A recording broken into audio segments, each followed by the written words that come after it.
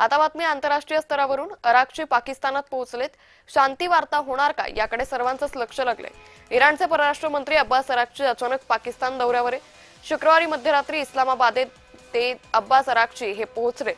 लष्कर प्रमुख मुनीर पाकिस्तानी पंतप्रधान शरीफ यांची भेट घेतली. अमेरिकन अधिकाऱ्यांशी तुर्तास भेट होणार नसल्याची माहिती आहे.